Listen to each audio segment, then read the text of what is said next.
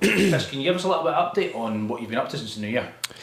So it's been a busy start to the new year, creating some courses and developing some courses for members. We've had a couple of different barista courses through in Edinburgh for the Hibs and Hearts men's team.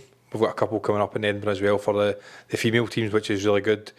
We've also got some courses that have just been released in different areas. Obviously, a lot of our members are interested in different areas, so we try and cross over a lot of different industries to give our members different opportunities. What's coming up in the next few months, we've got coaching badges that are coming up. We've worked alongside the Scottish FA for that. We've got a barista course here in Glasgow, very popular with players, is the coffee. But we've also got a couple of online courses, such as an introduction to sport journalism and a careers in the fitness industry webinar. So obviously a lot of choice there for players if they are looking to get in touch. In terms of moving towards this sort of end of the season, a lot of these courses will be time restrictive or they're one day or a couple of hours. What sort of other options have players got when they come to you and sort of consider their personal development? Yeah, I mean, we put on these courses to try and give players options that we know that members are interested in doing and footballers are interested in doing, but there's so much out there. I've got loads of different contacts in different industries to signpost players onto, because it's important that we've got a vast network of providers that can link players in, whether it's courses, whether it's employment as well, just to try and give as many opportunities to members.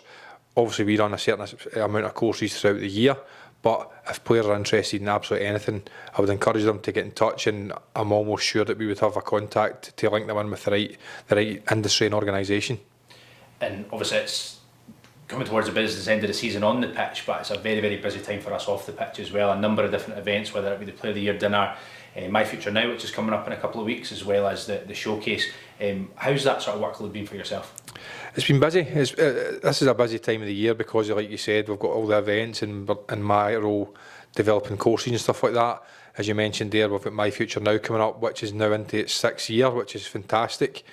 This is an event which is geared towards second-year apprentices who may be out of contract in the summer, and if they don't get a new deal, they're obviously maybe going to look for either a new club or alternative employment and out with football. So this event's going to be across 4 weeks in the west, in the east, in the north, and then Inverness as well, to ensure that we're giving as many opportunities to members across the country, because these young players are obviously needing some support, but they've come out of school, they've been in football for a couple of years, and they may not have a CV. So this event is geared towards employability.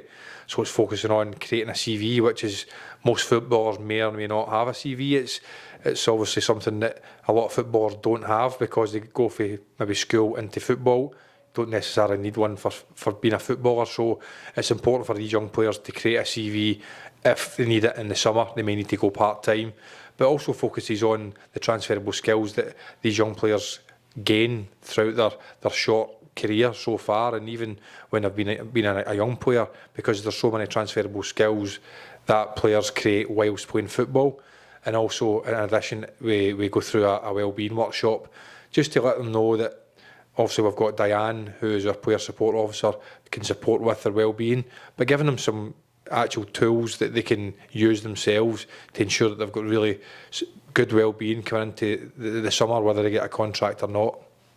And we're touching on support obviously for younger players there.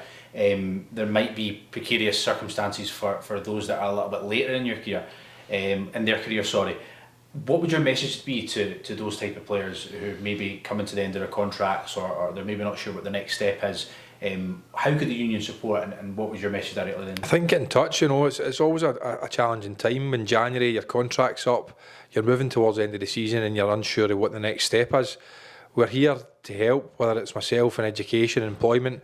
We've also got our showcase, which comes up in May, which is for out-of-contract players, where it involves a week's worth of training with a game on the Saturday. But also in addition to that, we have our education and employability workshops in the afternoon, whether it's a careers day, whether it's a CV workshop, like I mentioned, wellbeing, financial wellbeing. So we try and create that so that there's the football training, which everybody's interested in doing, but also the afternoon sessions where players can look at the other side, just in case they need to be part-time. And also with contracts coming to an end, you've got our legal service as well, if there's anything that players want to talk about with that.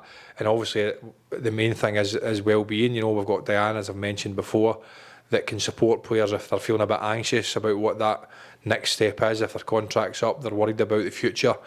Diane can support them with that, and we've obviously got our support service which we can signpost members to if they need further support on top of that. Perfect, thank you very much, Chris.